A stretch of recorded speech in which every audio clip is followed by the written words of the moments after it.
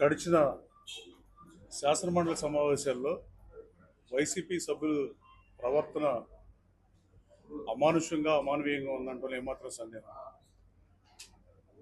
తిరుమల వెంకటేశ్వర స్వామిని దేశవ్యాప్తంగా ఉన్నవాళ్ళు పూజించే పరిస్థితి. అదే వెంకటేశ్వర స్వామి ఫోటోలు తీసుకొస్తామనేది జగన్మోహన్ రెడ్డి చెప్పినా వెంకటేశ్వర స్వామి రాజకీయాలకు అతీతంగా మనుషుల కన్నా చాలా ఎబో మనం దేవుడి గురించి మాట్లాడటం చాలా బాధాకరం. అలాంటి దేవదేవుడిని రోడ్డు మీద తీసుకొచ్చి ఆయన ఉత్సవ విగ్రహాలని బ్రహ్మోత్సవాలు కూరేగిస్తారు.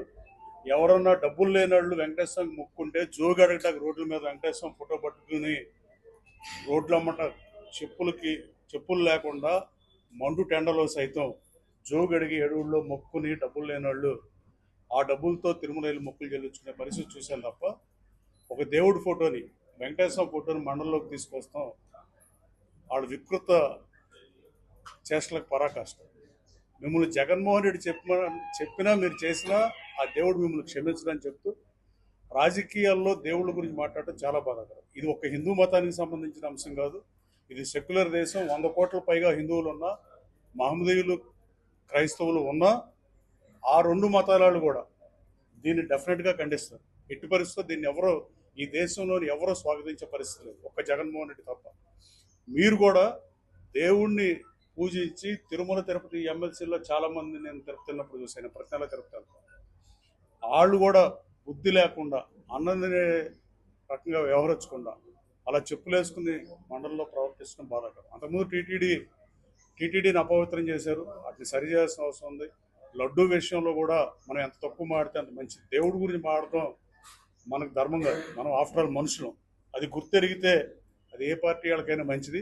వైసీపీ నాయకుడు చెప్పాడని వైసీపీ ఎమ్మెల్సీలు అలా చేయటం మీ ఇంట్లో మీ తల్లిదండ్రులకు కూడా నచ్చదు. ఒకసారి ఇంట్లో అడిగి చూడండి నాయన, మీకు తెలుస్తుందని తెలియజేస్తూ, గతంలో జగన్మోహన్ రెడ్డి టీటీడీనే కాకుండా గోవులను సంరక్షించడం అనేది గాలికి వదిలేసి మా హనుమాన్ జంక్షన్ నుంచి సంత నుంచి లక్షలాది రూపాయలు టోల్గేట్లో డబ్బులు కట్టి 2019కి ముందు గోజాత మీద ఏదో కట్నయ్యో అలాంటివి కబేళాలకు తరలించిన పరిస్థితి. కానీ 2019-24 మధ్య ఈ రాష్ట్రంలో ఉన్న శాసనసభ్యుల దగ్గర నుంచి చాలామంది మావోళ్ళు తీసుకుని టోల్గేట్ల దగ్గర తీసుకుని బోర్డర్లు ఆంధ్ర బోర్డర్లో గాలికి వదిలేసి ఇవాళ ఒంగోలు జాతి ఆవులు కొనాలన్నా వేలల్లో కూడా లేని పరిస్థితి. 1000-2000 ఆవులు మించి ఈ రాష్ట్రంలో లేవు.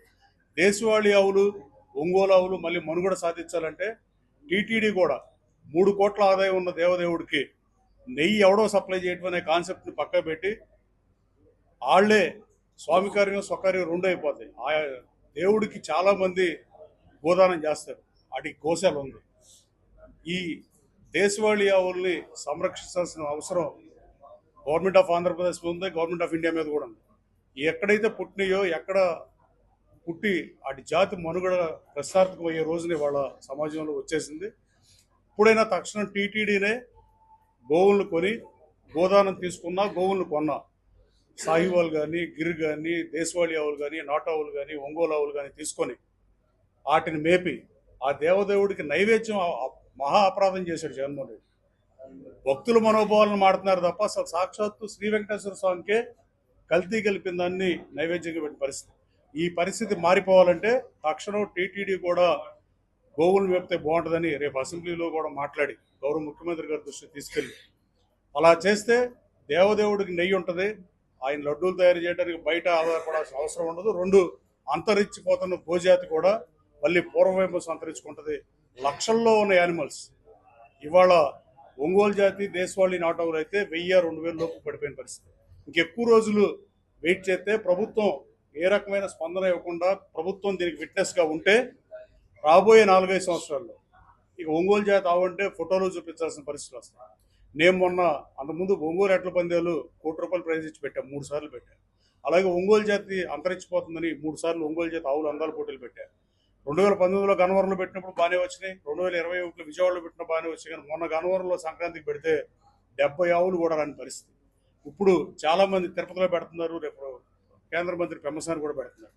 ఇలా రాబోయే కాలంలో పశువులను ఆదరిస్తాకి ఇలాంటి పోటీలు కూడా ఏర్పాటు చేస్తుందిగా కోరుతూ వైఎస్ఆర్ కాంగ్రెస్ పార్టీ నాయకులు మీరు మీరు ఆలోచన చేయాల్సిన అవసరం ఉంది. అసలు మీరు తిరుపతి వెళ్ళి వెంకటేశ్వర స్వామికి దండం పెట్టుకునే ధైర్యం మీకు ఉండి ఉండదని నేను మనస్ఫూర్తిగా నమ్ముతున్నాను. జగన్మోహన్ రెడ్డి కన్నా వెంకటేశ్వర స్వామి చాలా అబోవ్ అనే విషయాన్ని మీరు గుర్తిస్తే, పాపభీతి దైవభక్తి లేనప్పుడు చేసే పనులు తప్పి, పాపభీతి ఉన్నా దైవభక్తి ఉన్నా ఎవడో నరమానవుడు చేయని పని మీరు చేశారు. తక్షణం మీరు స్వామివారికి క్షమాపణ చెప్పాల్సిన అవసరం. Thank you.